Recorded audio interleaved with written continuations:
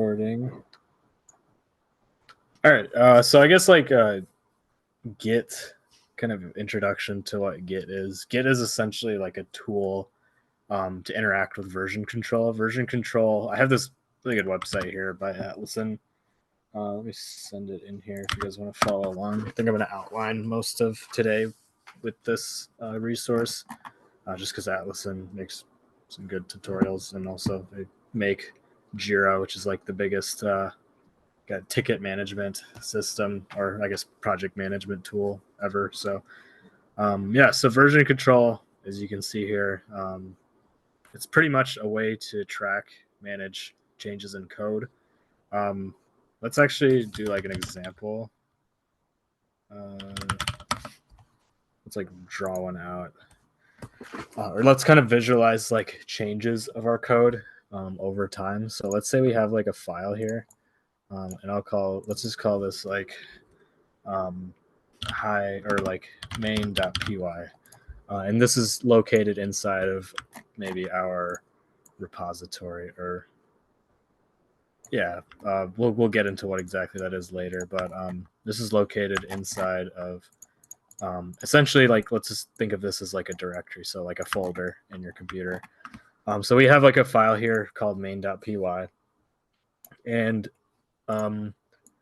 so like let's say we want to make changes to main.py. One of the biggest problems that version control addresses is like, how do we choreograph changes across multiple machines, i.e. like different people, because you could have like one version. Oh, I did not expect that to do that.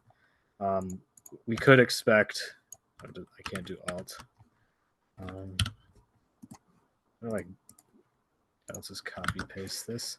So like, how do we, like, let's say this is like a different version main.py that someone else is doing. So like this represents like a change in main.py. So like, let's say this has like a new feature in here. Like, let's say like feature, and this feature essentially fixes a bug, not a bug. And in this one, what does this do? So this, let's just say this is like the base. So essentially main.py, let's say like the way that Git works, or I guess the way version control works, is we have ideally a linear history of our file. So we can trace back each change that's committed into our history. That way we can backtrack and kind of look back in time, essentially, of like what commit, and essentially like each arrow like represents a commit. I keep doing alt click. I think I'm on Windows, but and I Control J doesn't duplicate. Each arrow represents like a commit. So maybe I should have just done that. This is like, let's call this commit 1. And so like this feature, or like this upgrade, let's just keep it simple for now. This is not a feature. We'll get into what feature branches are essentially, or just features. But let's just say main.py is, or like this represents a change in main.py.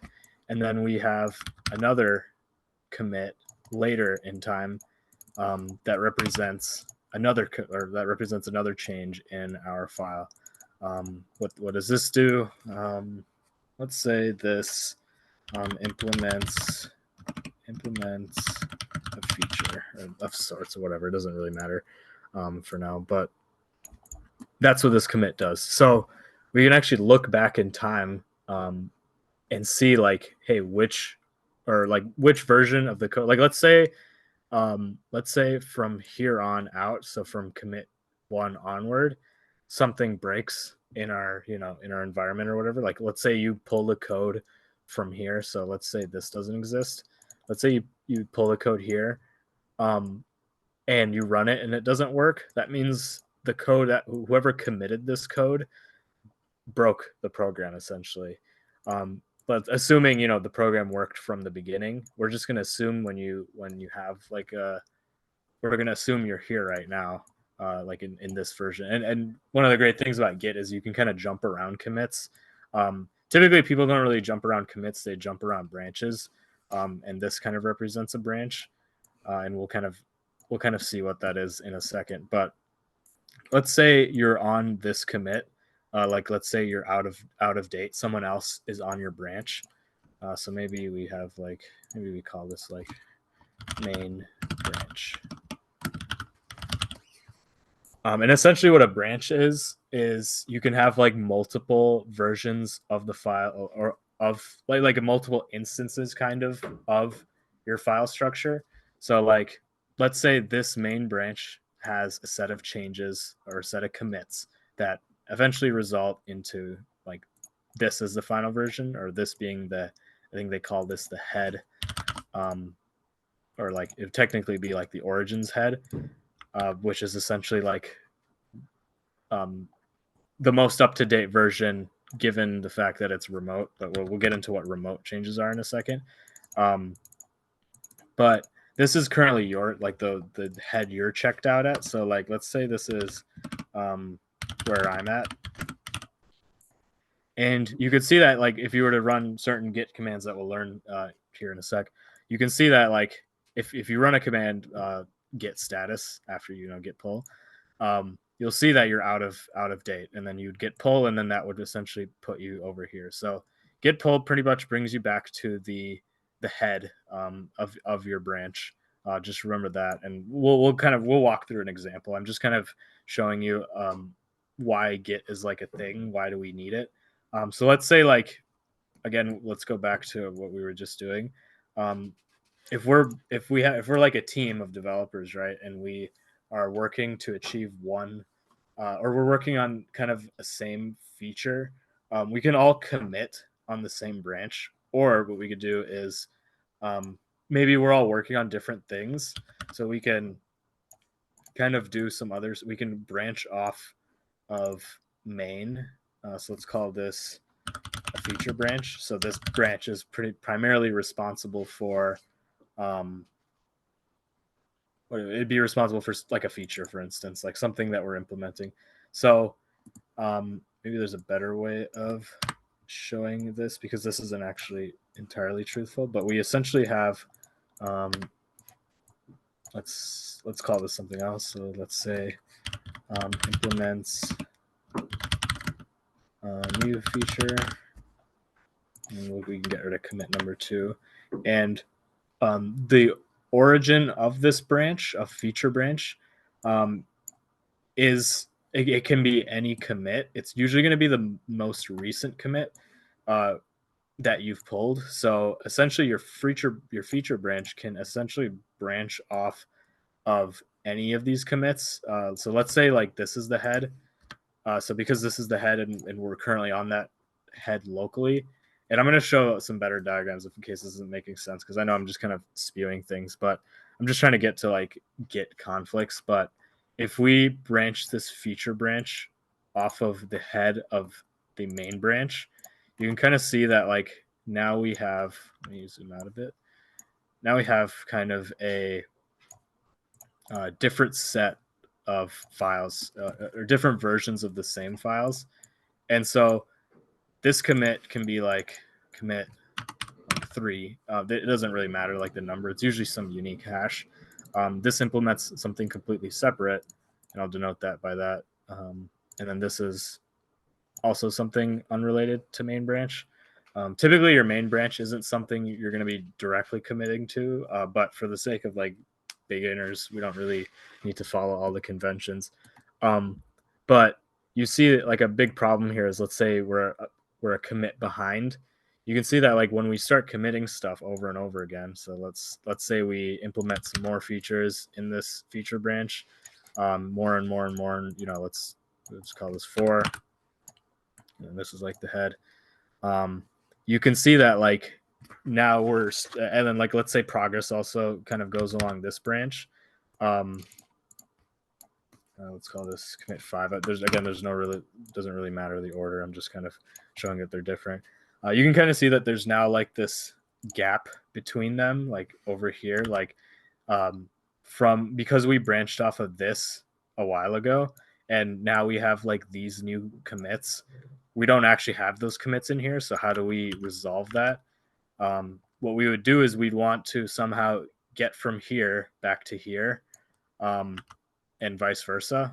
Essentially, we want to be able to merge this branch back to the tip of the new head of the main branch. So this is technically like a local head, actually, if we want to be like precise, because locally, commit is essentially a change in your code.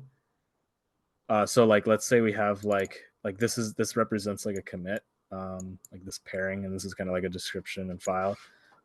So a commit represents like a change in your file, and it shows up when you do like commands like git status or git log.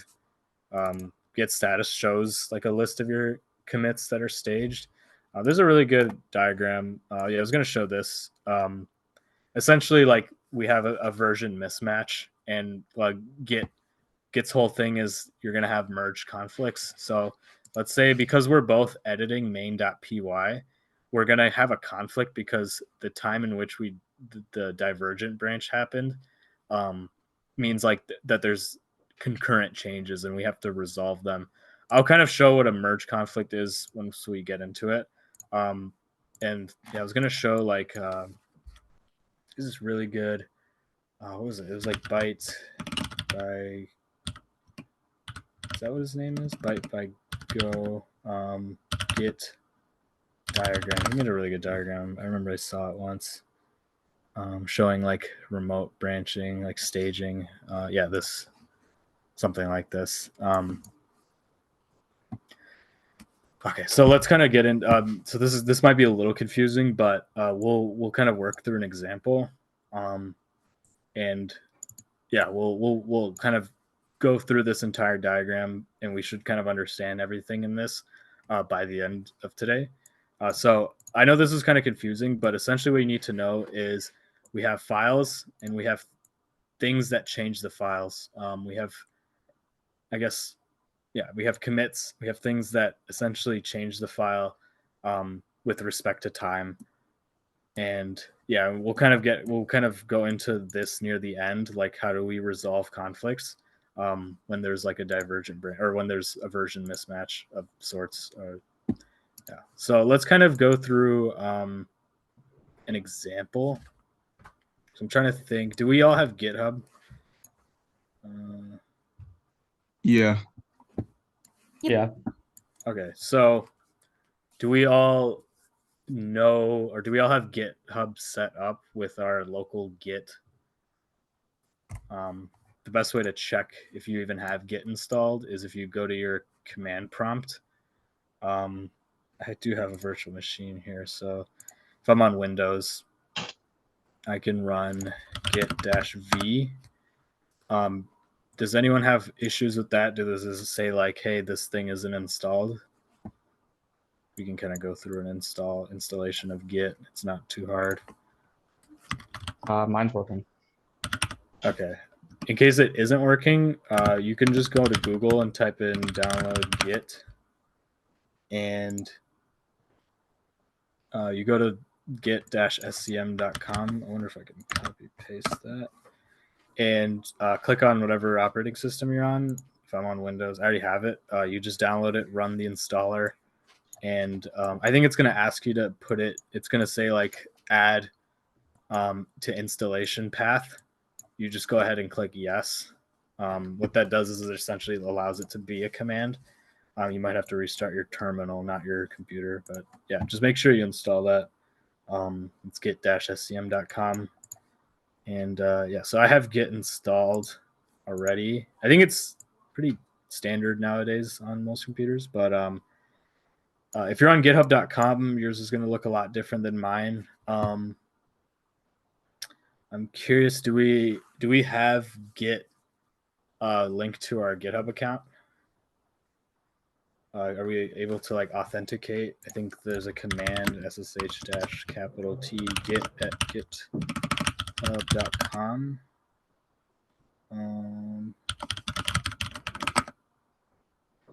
Yeah, if you run that command in your command prompt, does it say, if you remember doing this, it asks you for an encryption password, or you might have just skipped that part. Does it say this, like, hey, your username, you've successfully authenticated? It said Mine for me, doesn't. be established.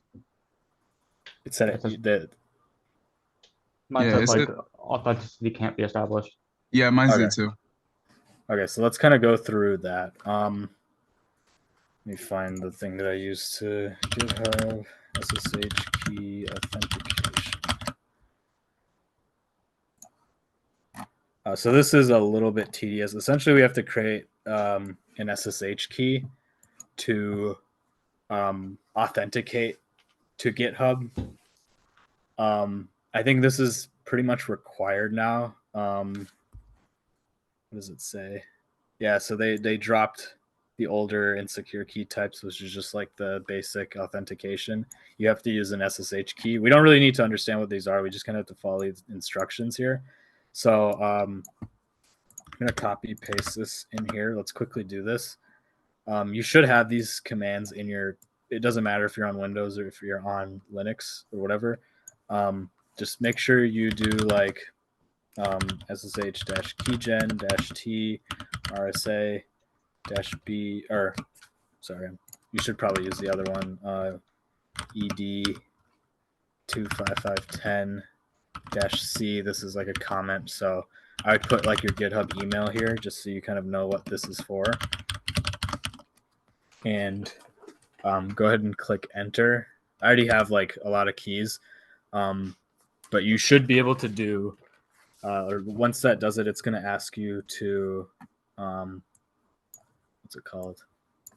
It's going to ask you to like, it's going to generate like a private and public key pair. And then it's going to ask you for a password or a passphrase. I would definitely make a passphrase just in case, just for standard security. Like if someone got access to your files, and you have an unencrypted passphrase key, that's essentially like giving up your password to someone on, or it's like essentially having like a text file with your password on it, because that's kind of what a private key is. But I would definitely encrypt that with whatever passphrase you want. So when I type in the first line, it says unknown key type ed25510. Yeah, so you might want to do the RSA one. So -t RSA. I can copy paste that into there. Let me know if that works.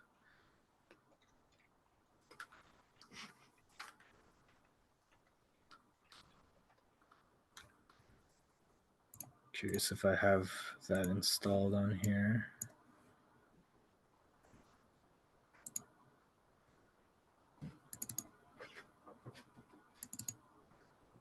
Do we copy paste everything like that keygen? So like, what's the only thing we changed? Do we change the whatever to your email.com?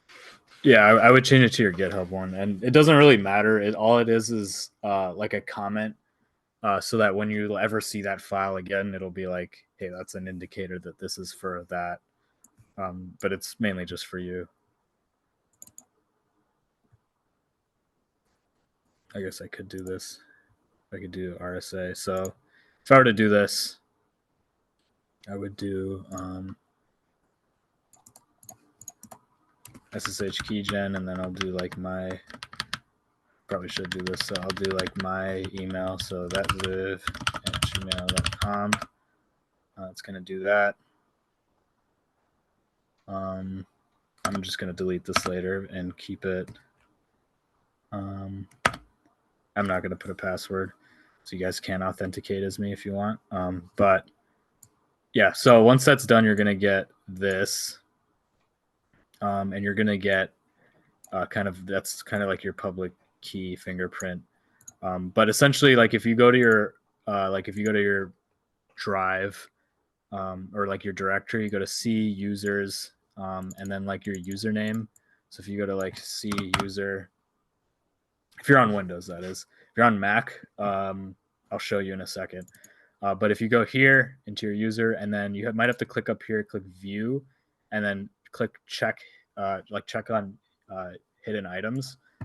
And once you check that, you should be able to see a folder here called .ssh. This is like where all your keys are. So I already have like my GitHub keys here, but I just created this one just to show you.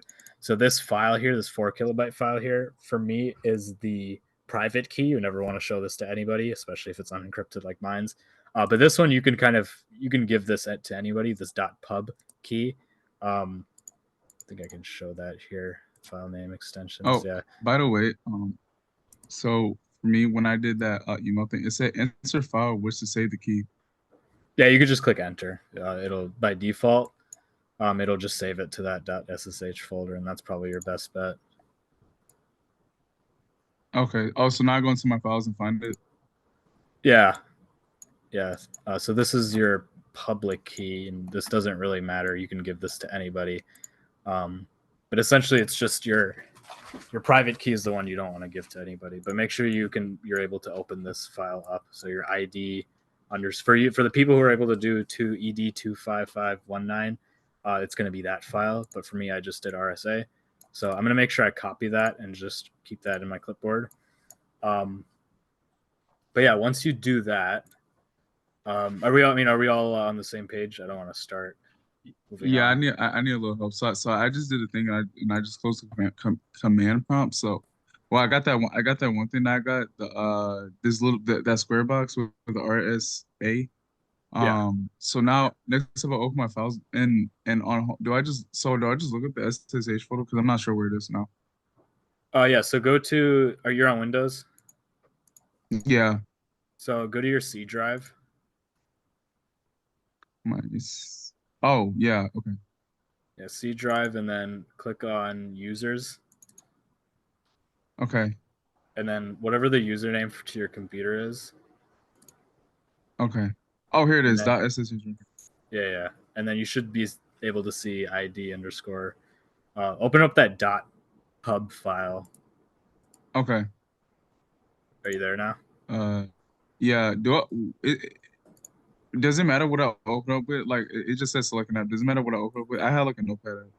Yeah, you just open up with any notepad. It's just text. Oh, okay. Okay, all right. Cool. Yeah, you have something like this here. Let's see. Yeah. Okay, cool. Is everybody else on the same page? Yep. Cool. Okay, so just make sure that's copied, and then what we can do is, I don't think we need to do anything else here. Yeah, so now we have to like tell GitHub this is my key. Only use this key to verify. So I'm gonna go ahead to github.com and click on like your logo. Click on settings. Zoom this in more. And scroll down to where is it? SSH and GPG keys.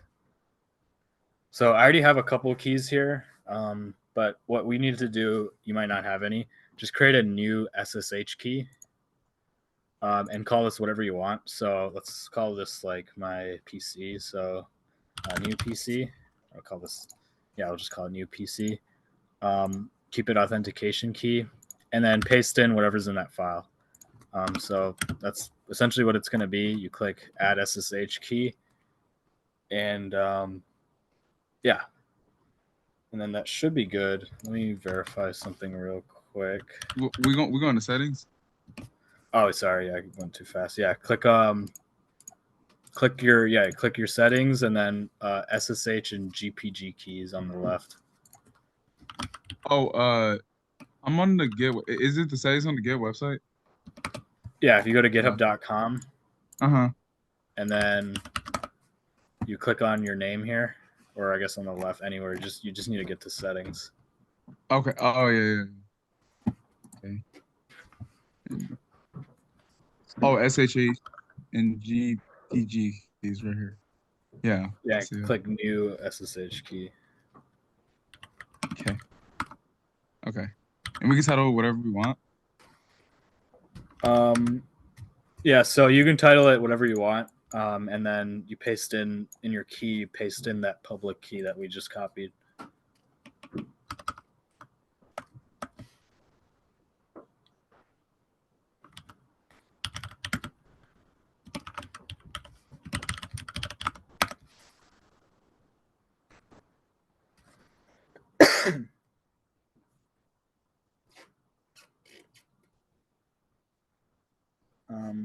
Did everyone do that? Again, I'm not going to add this. Oh yeah. Right, I'm doing that right now, and I just okay. So now I'm just gonna add the key. Wait, oh wait, shoot, I forgot to see which what was the authentication type. Did it matter or no? I think it was just whatever it was set at. Oh, okay. Yeah. Pretty sure. I don't really know the difference, but it's probably the default one.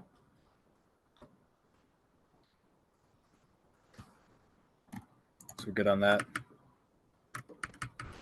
Yep. If we want to test if it works, what we can do is open up your terminal, command prompt, whatever. If you're on Windows, you know how to open it up. You type in that same command that I was just typing in earlier, ssh-t get at github.com. If you did put a password, it's going to ask you for it. If you didn't, it'll just do it automatically. And it should say like you've authenticated. Does everyone have that? I'm still getting the same message. Authenticity can't be established. ECDSA key fingerprint. It says, "Are you sure you want to continue connecting?" Yeah. Make sure you say yes. I think it's going to ask you for a prompt. You go ahead and click yes. If it asks you yes or no. Is that what it was asking? Yeah. So I got you successfully authenticated, but GitHub does not provide shell access. Yeah, you got it. Okay. It says your username here too. Yeah. Cool. Everyone else is authenticated. Yep. Trust me, this part sucks. Yeah, it sucks using the SSH keys, but it is more secure, so you should be able to fall asleep at night. Cool. All right. So now that we're authenticated with GitHub, we can. We're gonna say something. Did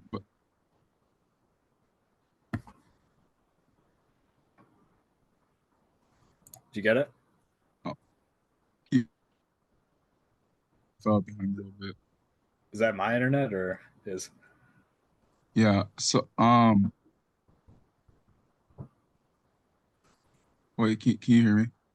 Yeah, I can hear you now. Oh yeah. Sorry, I had to reset my password. Do the key part. I tapped that part. So which part was I supposed to do after that? Well, If you want to see that it works, I would just do open up your command prompt and type in this command ssh-t get at github.com, and that's a capital T. okay. Okay.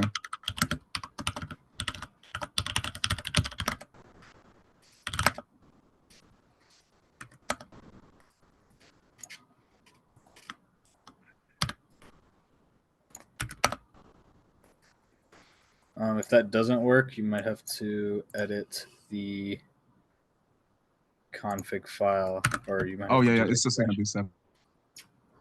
You got it. It said it said it can't be established. So Does it say? Yeah. So is it asking you? Are you sure you want to continue connecting? Just type in yes. yes. And then that works perfectly. It said warning permanently added github.com to list of known hosts. Yeah, that's Permission fine. denied. Yeah, so if it still says that, you need to go to, you need to create a file in here. So you can just, in that SSH folder, new file, I'm just going to create a text document for now, but make sure you get rid of this .txt extension. You might have to click view and then file name extensions and just call it config.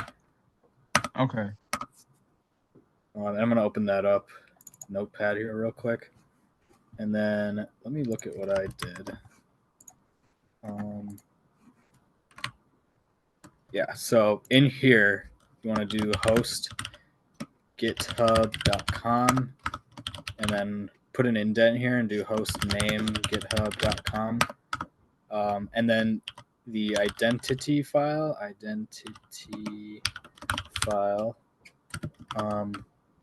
So I'm on Linux, or I'm on Windows here, so I'm going to do, I keep forgetting, it's like /c, Actually, I'm curious. I don't know if it actually matters, but I'm gonna do /users / the name of my username /.ssh dash the file. So this is where your private key is. So notice how we gave GitHub our public key, and now we're gonna make SSH talk to GitHub.com only using our private key as like our identifier. So that's just gonna be the ID RSA. So for me, it's gonna be this file here because this is actually what's linked to my. I think mine actually expired on this computer, but that's probably why it wasn't working because it should just work out of the box. But yeah, you save that, and then I think that should work. And if it doesn't, that's because I did that wrong. So maybe /.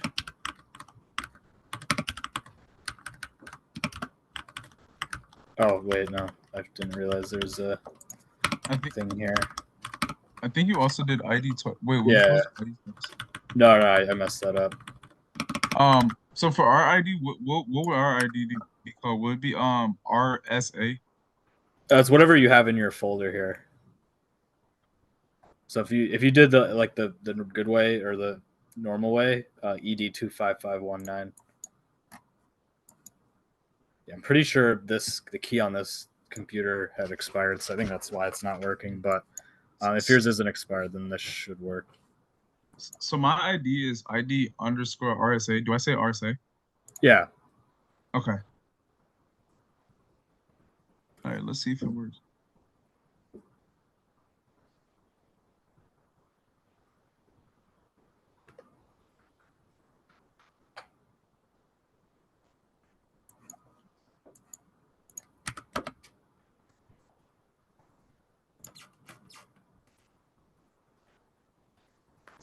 Permission denied.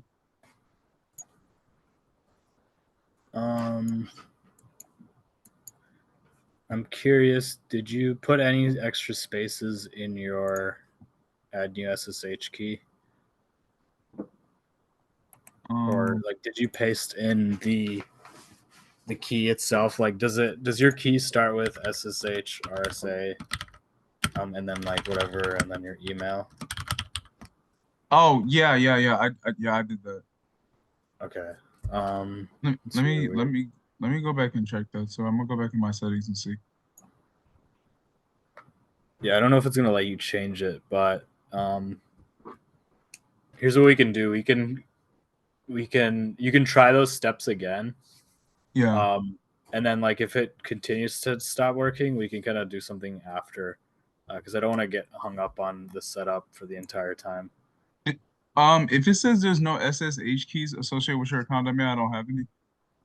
Yeah, I don't. Did you ever press add SSH key? Yeah, I thought I did that, but I guess I'll just put another one again. I actually thought I did that, but I just don't want to say. Yeah, you might have to just redo it then. I got that same error when I tried setting up my SSH key. Mm-hmm. I don't remember how I solved it, but I know that I got the same thing. Like no matter how many times I tried to create it, it kept telling me it wasn't there. I'll see if I can. I think I took notes on what I did, so I'll see if I can send that to you. Okay. Thank you. Yeah, but it's your thing should show up here. If it not, then you might have to just click new SSH key and repaste that same thing that we had, not this, but your public key again. Because it should. Did you get it? Yeah. I finally got it. Now I just gotta redo this one thing real quick. So now I gotta do the steps again with the command key to test it out or no? You don't need to create a new key. You just need to open up your public key again. I clicked the wrong thing, but open it up in like a text file and then copy everything inside of there, like everything. Don't change any of the formatting, and then paste that into this key, and then do like whatever you want to call it here, and then click add SSH key. Okay. Make sure you actually click it because I don't know if it went through. Okay, I'm just gonna move forward just for now. Just let me know how that goes, and we can continue. So if we want to, let's create a new repository. So I'm going to click, you might have nothing here. That's fine. Go ahead and click new. And so github.com/new.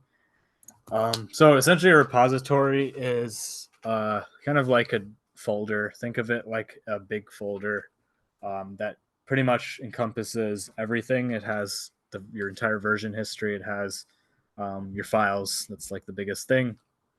So I'm going to create a new folder here, or new repository. Let's keep the terminology consistent here. And I'm going to call this like test repo. Yeah, I'll call this test repo. And you don't need to do any of this stuff. I'll make this public. And I'm going to keep all these kind of, I'm not going to add a README, but I'm just going to keep all these blank, just so we could see some of the things it tells us to do. So essentially what we have here is a blank repository. There's nothing here. So how do we initialize a repository? Let's go back to our command line. One second. And let's open up, or let's create a folder. So let's do this with like our Explorer here. So I'm just going to do this on my desktop. I'm going to create a new folder here. Call it, I'll call it the same thing. I'll call this test repo. And I'm going to open it up here. And I'm going to open up this in the terminal. If you don't know how to do that, go to wherever your folder is. So if it's on the desktop and you're on Windows, you would do something like cd. It'd be something like this. It'd be like cd/users/whatever your username is /desktop. That's how you get to your desktop, and then you'd cd to that test repo folder. And if you're here, you can just do cd. If you're on Mac, you can do cd ~desktop and then cd to that test repo. And you can kind of see that right here. I'm inside that folder. So I'm going to do, you can actually copy all these and this will work, but let's kind of go step by step and into what all these commands do, because I think it's really important to understand what's happening. So let's, what this does is it essentially just creates a file here called test repo or readme.markdown, and it'll have like a test repo. So let's create a file, and I'm going to open this up in GitHub, or sorry, in GitHub, in Visual Studio Code. And it doesn't really matter, but I'm just going to create a file here and call it readme.md. You always should have a readme in your repository. Essentially, it's going to show up as like its own page. It's a markdown file, so a lot of formatting is there. So this will be called test repo, and you can say like, welcome to my test repository. I don't know how to spell that. And here you'd essentially have like, a list of contributors, and you could put your name here. So I'd put like my name, all you guys. You can have contributors. You can have like instructions on maybe how to like set your program up. So essentially like a hash represents like a title. So this is kind of what it would look like, just basic markdown stuff. And then double hash is like a second header, so it's a little smaller. We don't have to go into markdown that too much, but we'll say this is work in progress. So how do we commit this change to our repository? So I'm going to go back to our terminal here, and I know there's a lot of tools like in Visual Studio Code. There's a source control GUI tool that's really good, but we're just going to kind of focus on the command line, because I think like every integrated environment has their own flavor of source control, but a terminal isn't going to change. Like the git commands aren't going to change no matter on what machine you're on. So let's keep it kind of consistent here. So I'm going to do git init. This is just going to initialize a repository.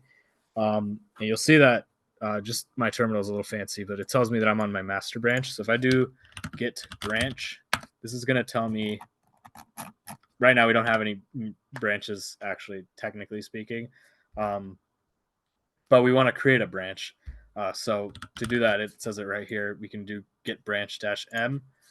So git branch dash m, and then this will be the branch name. You could also do git checkout dash b. I don't know if that'll actually work because we're not branching off of anything, but they do the same thing. So do git checkout master. I think they like using main now. Git checkout dash b. This creates a new branch called main. And now if I do git branch, still nothing in here. I think it's because we haven't committed or pushed anything up. I think that's what this question, or no, this is like a staged thing or an unstaged thing. And we'll go into that. So right now, if we look at this diagram, so you can see that like I have changes in here. So how do we know like what's changing? Let me put this on the side here and put this on the side here. So if I were to do git status, you can see we have some untracked files. No commits yet, and we're on branch main. So what is an untracked file? Essentially, right now we are in our, I wonder if I could just copy this and go back to here. Just paste that here and just kind of draw. So right now we are working in our workspace. What exactly does that mean? So any files on our file system. So like if I, type in something here and I do file and click save, if I were to save that file, that's pretty much stored on the disk of our computer or flash storage on our computer. So that's what our working area is, like whatever's on our disk on our computer, but that's not very helpful. Our staging area is kind of like the environment that we're getting ready to push to our repository. So let's stage a commit. So how do we stage a commit? We want to do what it told us, git add our file name. So if you want to, let's say if you want to stage readme.md to be committed to our repository, you could do git add readme.md. That'll stage it. And you can see that now we have a staged commit here, or we have something staged. We have a file staged here. But now we want to commit it, and we want to do what we were just doing up here, where instead of main.py, we're going to make commit to a change for our README file. So to do that, we want to do git commit -m stands for a message. So I'm going to say created README file. We'll just call it created README, and these have to be in quotes. I'm going to click enter, and it says one file changed. And if you go back to your repository, you're going to see that nothing actually changed, because where we're at right now in here is we've successfully staged everything, and now we've committed it to our local repository. Now, our local repository is technically still on our computer disk. It's in actually this .git folder in our directory, and this doesn't make any sense, and that's fine. But we want to push it to our remote /origin repository. That's essentially what GitHub is. So if you we're always confused with the difference between Git and GitHub. GitHub is essentially like a service to use Git with. It's a remote service. So there's different kinds of GitHubs, for instance. Like I could actually show you. Like I run my own version of like Git. It's called Git. Like locally, this is kind of like GitHub. It actually functions almost the same way, but there's different like kinds of Git services. Git, there's GitLab that I think Wayne uses. There's GitHub's just probably the most popular one, and it's pretty much the most popular one, and almost all companies use it, some flavor of it. But Git, like these commands that you're typing in here, won't actually change. So now how do we so we just did git add. That's what this command is right here. We just did commit. So we took from our staging area to our local repository, and now we want to push it to our remote repository. Essentially a remote origin versus like the remote repository. I don't actually think those are the same exact things. Essentially they're like references to like local references, but essentially like you can think of these as the same thing. But we want to do git push. That's what that command is right here. And so to do that, like I said, we do git push because we do git status. We have nothing to commit right now because there's nothing in our staging area. yeah, there's nothing in our staging area. If we do git log, I think it'll say we have one. Yeah, it'll pretty much show you a list of your commits. You can see the description of my commit. You can see that there's a unique excuse me, there's a unique hash value associated to the changes that I made. And you can see that this is the head of main right now. And the author and the timestamp that we did it at. And that's kind of how this hash is calculated, by taking everything into account and also the raw changes. But yeah, so how do we, I was going to just say, we got to git push. It's going to say no configured push destination, because it doesn't know what our remote origin is yet. So like it said in our GitHub empty repository, you can just copy this, but it's going to be different for you because essentially it would be like your username / whatever repo you did. So I'm going to do git remote add. I think that was it. Yeah, git remote add origin. Origin's kind of like I don't actually know what origin means, but it's essentially like your remote repository that you're going to point to. So I'm going to point this to my SSH, I guess to the GitHub thing. So github.com : and then this is where your username is. So my username is .ziv, and then to the repository. So mine's test repo. You do that, and then you should be able to do git push. You're gonna have to do this command here, git push origin, or git push upstream origin. I don't know if I have that. Yeah, that's like a little shortcut. Gyps up. I don't know if you might not have that, but you could just copy this command and it'll push it to origin, or it'll set the upstream to main. But essentially, what that does, you don't really need to know. It makes a new branch, and it'll push our changes up. And if I refresh, you can see that I finally have my readme.md file in here. You can kind of see that it shows up as the first page. Does everyone kind of understand what we just did? How the kind of life cycle of file changes work? Is everyone able to even commit?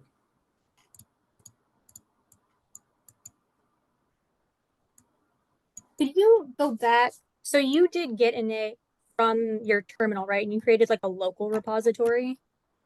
Yeah, that creates that .git folder that we were just looking at. Okay.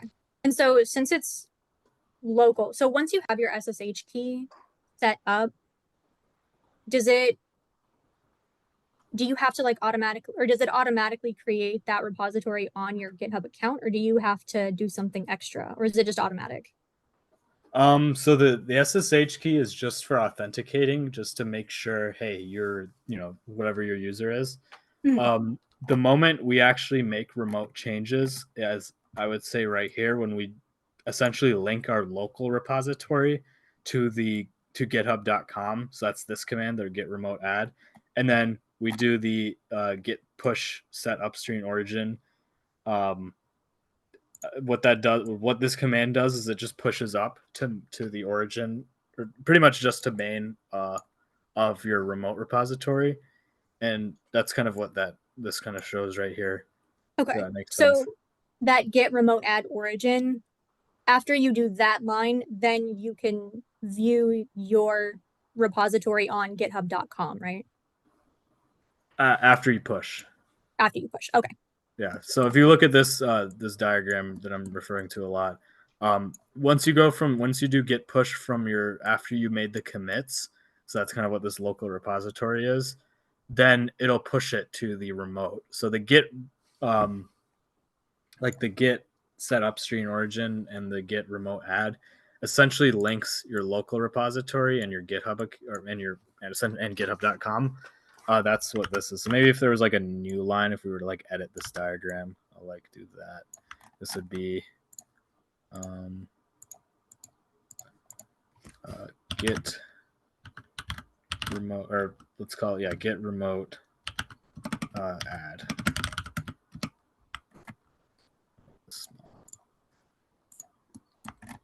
And then git push would be like from there to there, or from there to there. But that's if we were to add something to this, that's what that would be. Okay, cool. Thank you. And you only need to do that once, because now if you were to go into that .git folder and open up config, so open this up with a text editor, you can see that like the origin of main is set to that to where our repository is on github.com. My username / the test repository. If that makes sense. Just so like just because every single time you push, Git will just look at this config file and be like, oh, he's talking about this URL. That's kind of what it means. Okay. So I think everything worked, but when I look at GitHub.com and it kind of looks exactly the same as before I was like push anything. So I don't see that README. Did you refresh? Oh, yep. Yeah. Okay, that Yeah, works. not automatic, but yeah, gets it sometimes. But yeah, no. So now you're pretty much you've made a commit. That's some good progress. So let's do some more commits. So I'm just gonna create like a sample file here. Let's call this like main.py, and here I'm gonna do let's just do like a really basic program. So I'll just create like a main function here. I don't know if you guys ever did a Python introduction. We're not going to do anything too crazy, but yeah, let's do that. Let's create. Well, yeah. So let's create that, and then I'm going to commit these changes. So if I do git status, you're going to see that we have an untracked file. So this might be saved locally. So right now we're over here. We're in our workspace. Got to bring that thing back, like that circle. Do this. Yeah. So right now we just have our saved files on our directory. We want to bring it to our staging area. So how do we do that? We do git add. Also, just something life advice. You're gonna thank me later. Always just do git pull. No matter what, this is just a command you should always be doing in case you're out of date, because you don't want to be making commits from stale commits, or you don't want to be making like stale commits. Essentially, like if you're local, like if you're, you might be like a new developer that initially cloned your repository here, but now you're like now your team has been doing all this stuff, and now let's say they're at commit 5, and you start programming over here. So now you already have you're already like so out of date.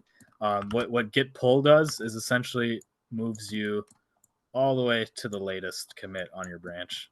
That's kind of what that does. Make sure you always do that. And I think in the diagram it shows git pull. Yeah, it takes from the remote back to your workplace automatically. Yeah. So let's add that file. So I'm going to do git add. Let me make this bigger too. Can I? There we go. It's too big. Okay, I don't know how to make the font smaller. It's so okay. Well, this is just getting worse. That's so annoying.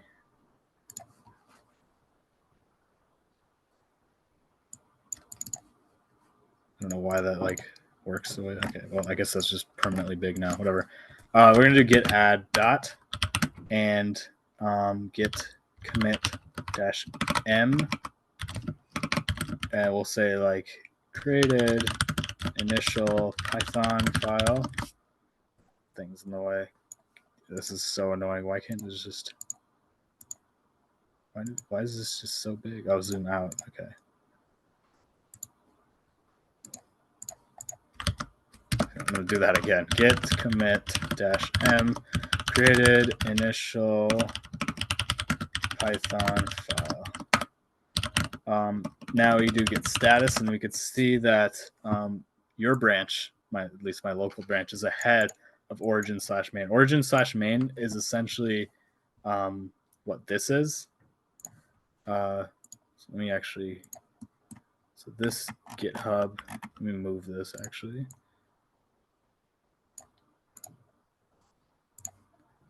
So this, yeah, actually, you don't even need to, but origin, that's what origin is referring to, origin/main. So it's like your link to the remote repository, but it's technically like local. That's why if you do git fetch, it's not going to actually push or pull everything to your workspace, but it is going to pull everything to your origin repository, which is in that .git folder. just for clarification. So we can do git push, and it'll push that to our main. And you can see those files reflecting here.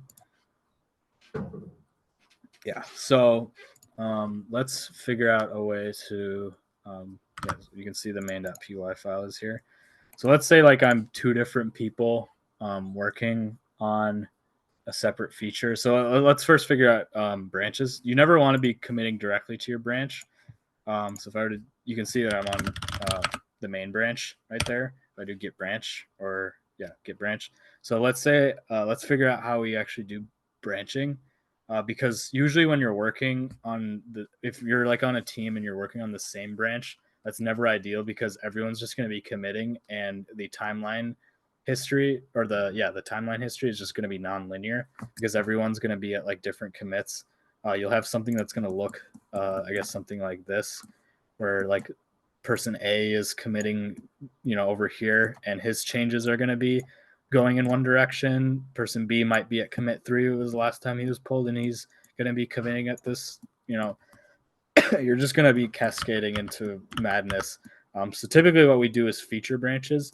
So we check out from. I guess it's the same thing, but we're checking out from a branch or from, I guess the local head of a branch. That way your commit history can be linear, and then eventually you can merge back to main. We'll kind of go through an example of that. So what we want to do is we can do git branch -m, or we can do git checkout -b, and call. I like git checkout -b because it also switches your branch from main to that local repository or to that local branch. So I'm going to call this feature 1. And you can see that now I'm on feature 1. If I do git branch, you'll see that that's there. If you go to GitHub, you're not actually going to see those changes because, again, we're still in our local repository. Even if I refresh it, I guarantee you it's not here. So what we want to do is now we're in feature 1. You can see this like integrated Git environment tells me. So I'm going to kind of work on a feature here. So let's create like a calculator. So like A is equal to 1, B is equal to 2, and we want to print that out. And then maybe we want to print out the results of A plus B or something stupid like that. Doesn't really matter. But we have these commits from line 2 to 4. And if you're using Visual Studio Code, it kind of visualizes your changes really well. And you can kind of see my git blames telling me I have uncommitted changes here. So let's go ahead and commit those changes. So I'm going to do git status, make sure that that's there. So I know I've been doing git add dot. I don't know if I explained this, but essentially just adds every file that's modified. Not really good practice, but you can also just do like the file that you have, and that'll stage it. So now I know that this is a staged commit. So now I can do git commit, or sorry, this is a staged change, and now we're going to commit it with a comment. Added some functionality. Maybe that's what feature 1 is. Boom, that's there. I'm not going to push it yet. Actually, it doesn't really matter. So I'll do git push. And make sure you want to do that command again for every time it's a new branch, and it's going to create that branch, and you should be able to see it on GitHub. You can see that feature 1 is there. How do I access that? You click on this branch. You can switch branches. Right now, that Python file isn't going to have those changes because we're on the main branch, but because now if I click on feature 1, you'll see those changes. I'm going to kind of fly through this, so sorry, and just interrupt if you have any questions. But yeah, so let's say now I want to work on feature 2, git checkout -b, or let's say now I'm a different person. So I'm going to go back to main. If I want to just switch a branch, you could do git checkout or git branch main.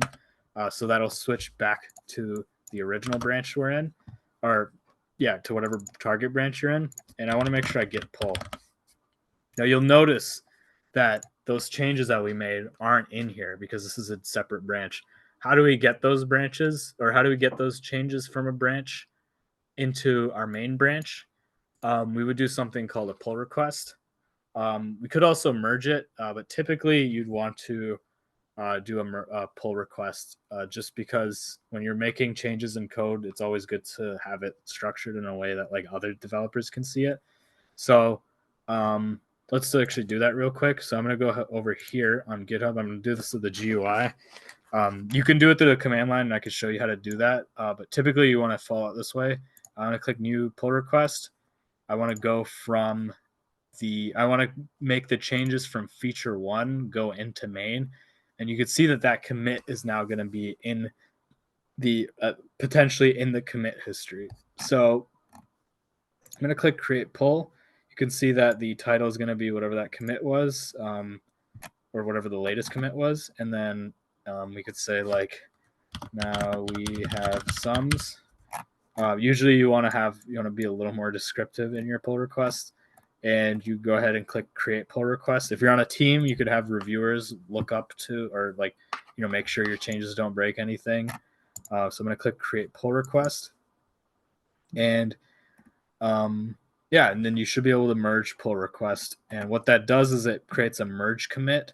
Essentially what a merge commit is, if I were to show like, I think it's called a three-way commit.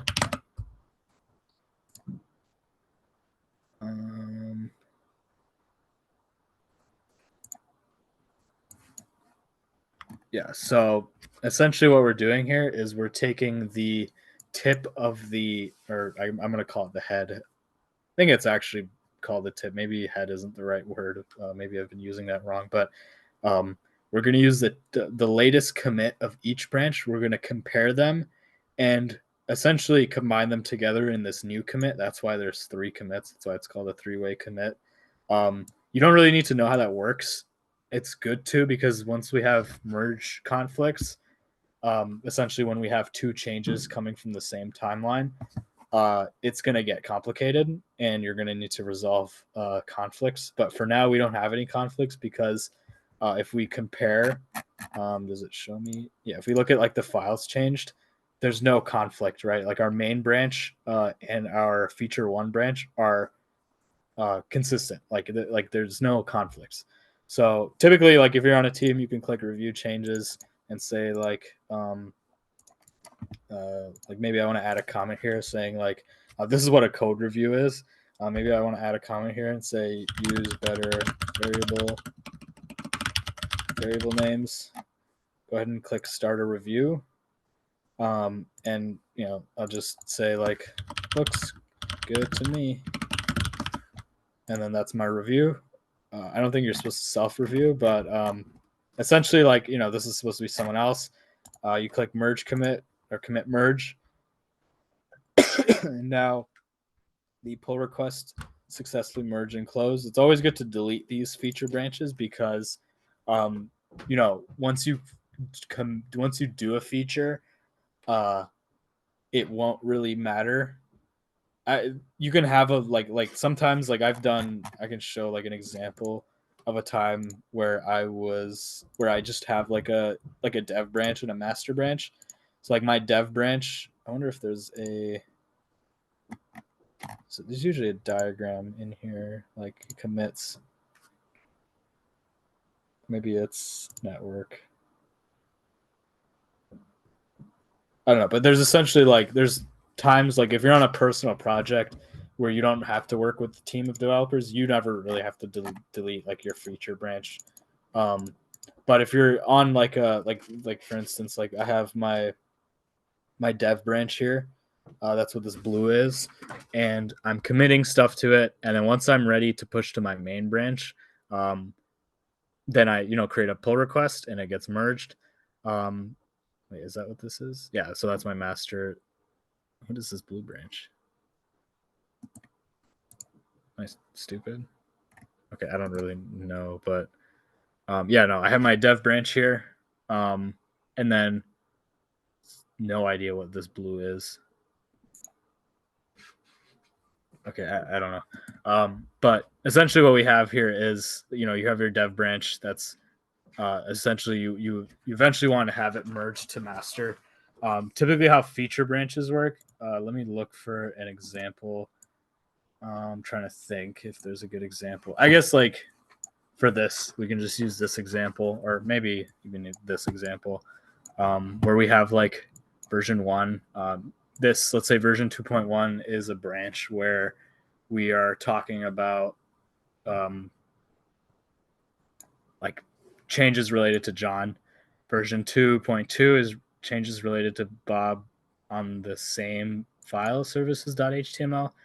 And version 2.0, which is going to be like our merge, is going to be, I guess, like the merge itself.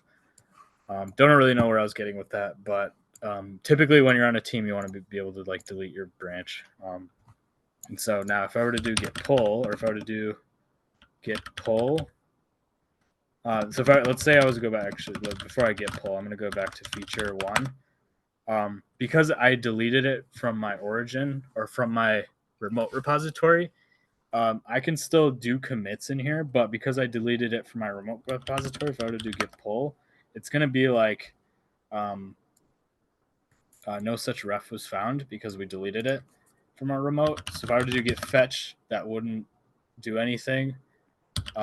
So what we should do is we should check out back to main, and you could see that because I did git fetch, it actually fetched our latest commits. It fetched it, but it didn't pull it.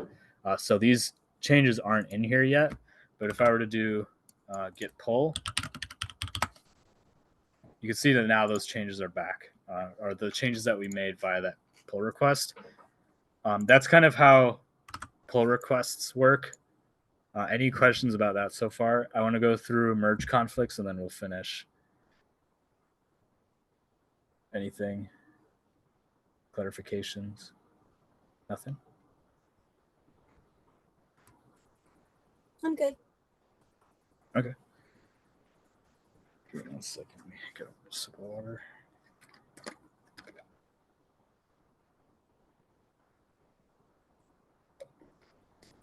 Okay. Yeah, sorry, I'm kind of speeding up here, but yeah, so let's say, okay, let's pretend I'm oh yeah, before we do anything, if we look in our git branch, we still have that feature 1 branch, but it is deleted. If you go back to the remote repository and I go here and I look, it's not here anymore. So this is technically, I think it's called a stale branch. I think that's what it's called, but we should just do git branch dash D, I think it's capital D, and then feature 1. And what that's going to do is delete the branch from our local repository so that we can't go back to it. So if I were to do git branch, it is not there anymore. So let's say I'm a developer now. Let's say this is developer 1. So I'm going to do like git branch, do git checkout dash B dev 1. Or let's say like dev John. Let's use examples. So this is John's branch. Now we're on John's branch. Let's do some changes to John. So let's say I want to create a function here that deals with calculations. So def add, and it'll just return that. And instead of doing it like this, we do the sum of 1 and 2 like that. That's the change we just made. So I'm going to commit that change, git add dot git. Again, you should always do git pull. But because we're technically on a new branch, we don't need to because we're not pulling from anything. But you should pull from main. I think we did that over here. Just make sure you're always pulling. But yeah, since we're on dev John, John's actually, there's nothing to pull from dev John yet because we just created it. So I'm going to do git commit dash m created add function. Do that, and then I'm going to push that up. Make sure we want to do git push setup stream, just like that. So now that's pushed up to our GitHub. Now those changes are gone. So let's say I'm another developer. So I'm going to go back to my main. Oops. And we're back to this. We're back to where we were. I'm going to do git pull, and I'm going to do git checkout dash b dev. What was it? Dev Bob. So I'm going to create a new branch called Dev Bob. So let's say Bob is naive and he doesn't know that John's working on the same thing, or maybe he wants to go a separate route. So let's say like I want to remove A and B and say, let's just move this elsewhere, or let's get rid of adding numbers for now, and then we'll just get rid of that. So now we have a change here. So Bob's gonna be like git add dot git commit dash m removed adding for now, and I'm gonna push that up. So now we have those branches. Both John and Bob have had branches. So let's do. Let's think about this. So how do we want to do this? So let's say Bob, let's say Bob is like our what branch are we in right now? We're in Bob. Let's say John's. Yeah, let's do a pull request for John just for now, and because we're assuming Bob's like naive and or there's some miscommunication. So let's say created add function for ease of use later. Just a good. You should be writing like a lot of stuff here. So I'm gonna create that pull request. Let's say Bob never saw this. Another team member merged it. And yeah, and because this is like a persistent branch, I'm just not going to delete it because this is John's branch that he's going to use. And he can always merge from main, and I'll show you what that means later, which is kind of what I do when I do like solo development. But yeah, we're not going to delete it, but we know that main now has we know main has the add function.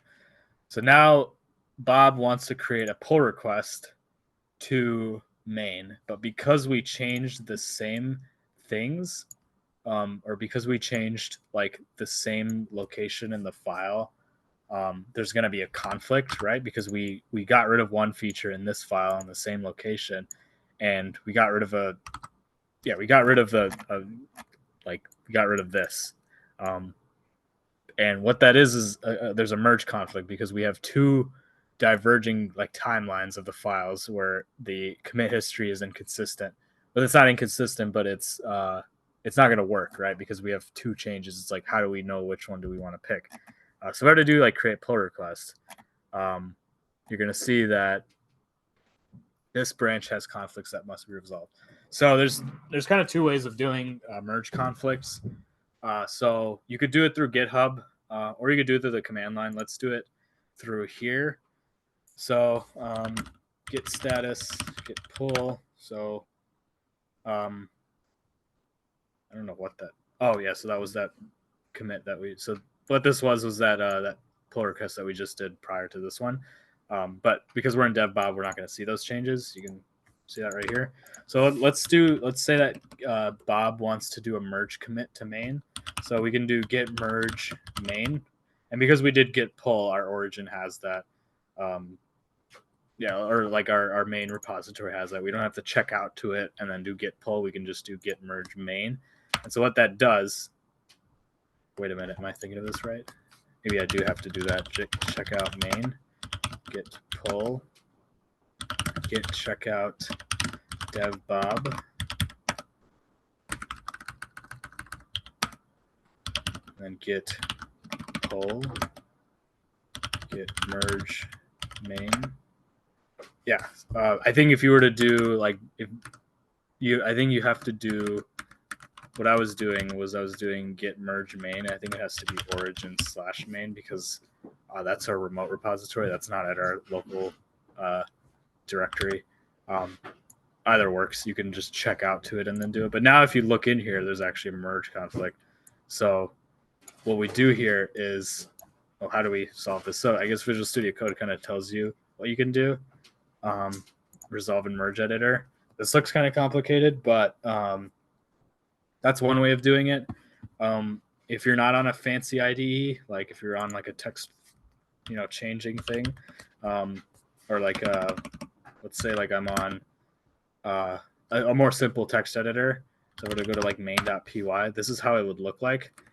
So you have like a set of files that's at your head. So this is Bob's changes. And then these are the conflicting changes that are coming from main. You can see that like it's represented by these like greater than, less than signs. So it depends on whichever changes we want. So let's say Bob is naive and he's stupid and he didn't ask anyone. He just kind of made that pull request and tried merging. Then what we can do is we can just tell Bob, hey, just remove your changes. We don't need them. So we know that these are Bob's changes because we're in Bob's branch, and here's our head. So we can just get rid of all those changes that we made by getting rid of all the stuff that Git put in for us as well, which is like these barriers. And just get rid of that. And just like that, if we were to do like git status, don't save this. We should, like, the conflicts don't really exist anymore, I think. If we were to do git add, and then git commit -m, merged or removed my dumb functionality or lack thereof. And then I were to do git push. So now dev Bob has merged with main. So essentially what happened is, I can kind of explain, I can kind of try to visualize what just happened.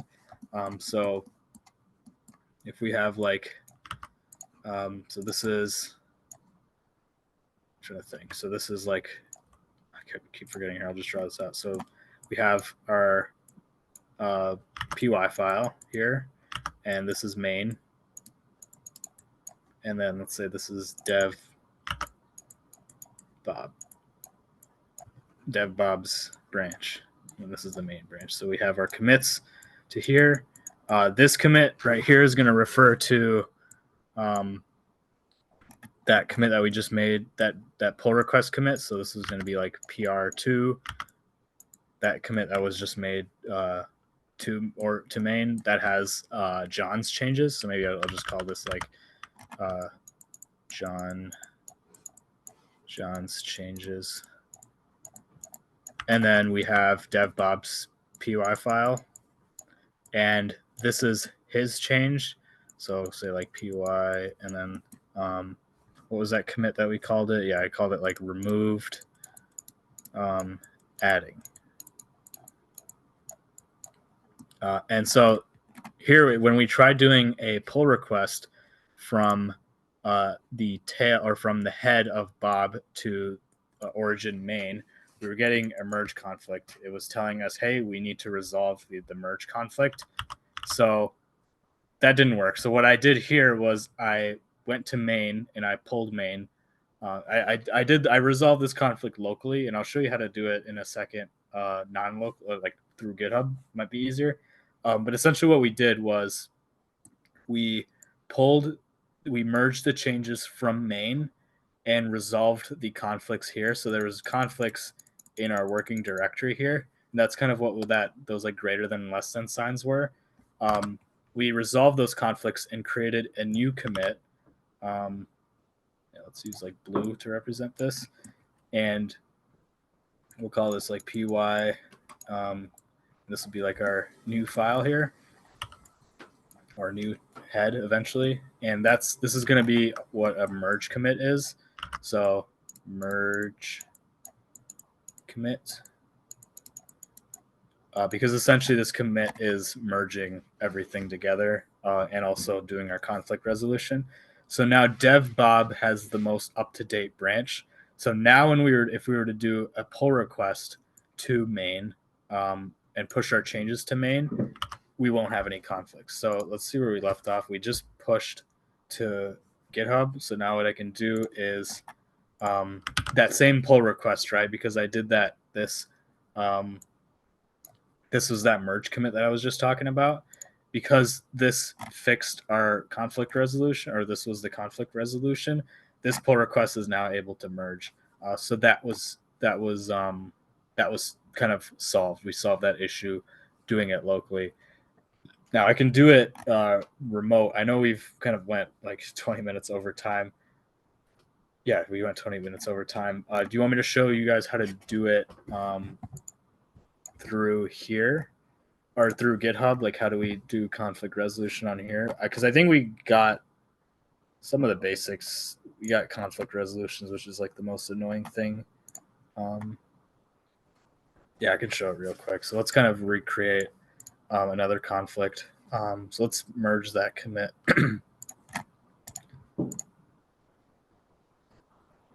Yeah, and I'll do like git checkout main git pull.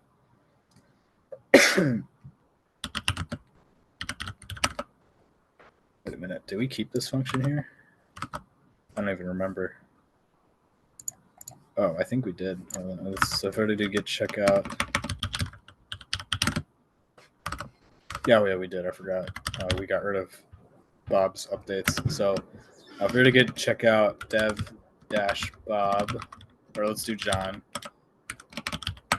So it's the same thing. So git pull. Let's say John's working on a new functionality. He wants to create a multiplier instead. So multiply. And instead of adding, we're going to do multiply. That's John's changes. Git add. So let's actually make sure we get status, make sure we see what we're adding. So main.py is the only thing. So I'm just going to do git add dot and do git commit dash m and say added multiply function. And then I'm going to push that up. And I'm going to, I was going to see, but now I can do git checkout. Let's say now I'm working with Bob here. And I'm going to do git pull. Nothing should have changed, but we're back at that merge commit that we were at. So let's say Bob is still naive. He didn't learn his lesson, and he's not really looking at the different code, or he's working concurrently at something similar. So let's say Bob's working on dev subtract, and it's going to be something like that. And let's say this is what he adds. Like these are his changes. And let's say he commits them. So I'm going to do git commit dash m added sub functionality. Yep, take care. And I forgot to do git add. Then I'm going to git commit, and then I'll do git push. And yeah, and so let's say Bob makes his pull request. Or yeah, we've been bullying Bob too much. So let's do a pull request for Bob to main. We should have no conflicts, right? Because we haven't done anything else. We just added these things and changed this. So create a pull request. You're supposed to provide a description, and I'm going to merge that. Let's say a developer approved his changes, and now Bob's changes are finally in here. Now I'm going to go ahead and do git checkout. Let's pretend we're John now, and make sure we pull. And let's say John is now ready to commit his changes. Did we commit his changes?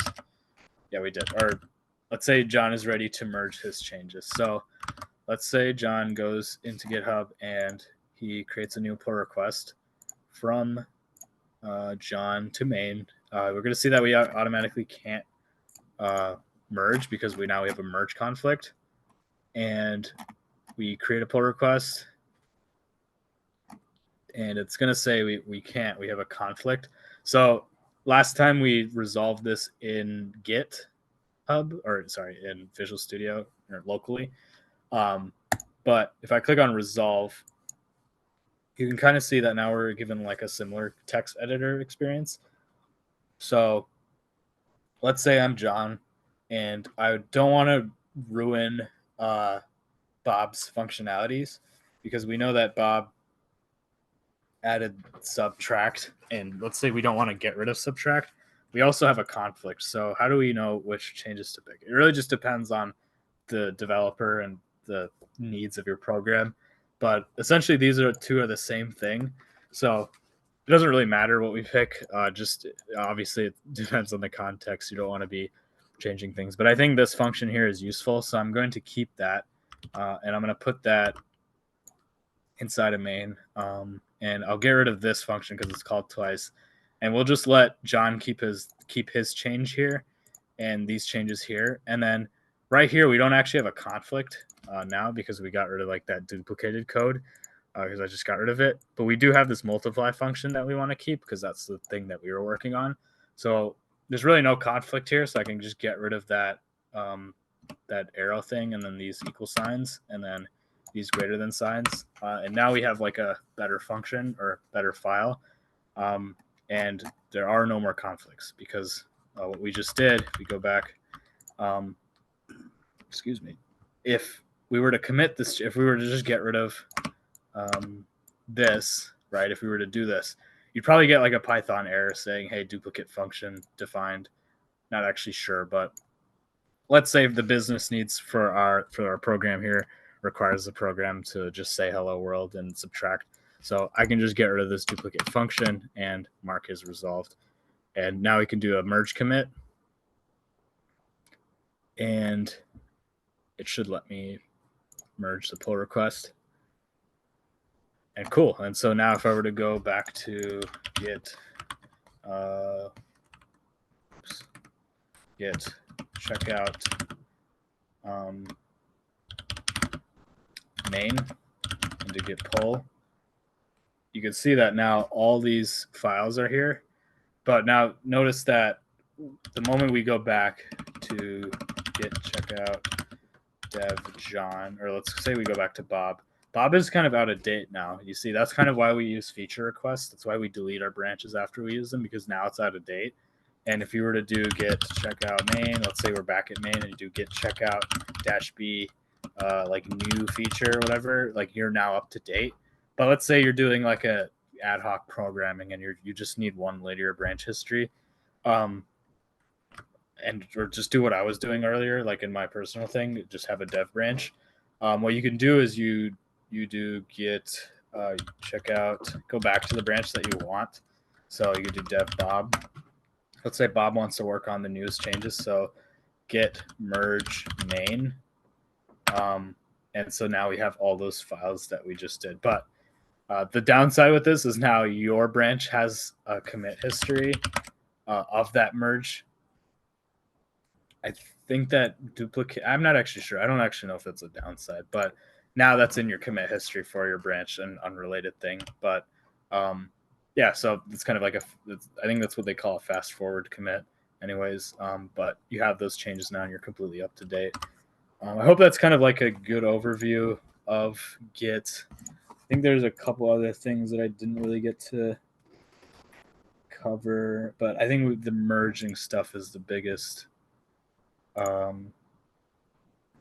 You can kind of see if you visualize the branching here is we have, I don't know what this purple thing is, but you can kind of see main has been going through a lot, and we have usually when you have a lot of developers, it'll look something even more complicated to this. Actually kind of curious if there's a better example. This is like a project we worked on in software engineering, and in that class, it's pretty much just GitHub and working on a project. But if you look at is it the network graph? Yes. I don't know how long that'll take, but essentially you could kind of visualize the commit history.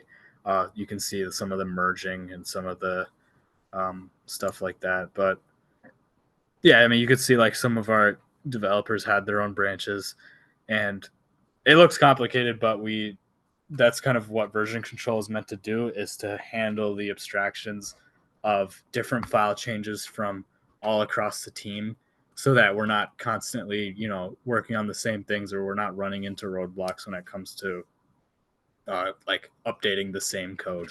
Essentially, that's kind of the plus of Git. I hope this kind of helped give you an overview of Git and GitHub.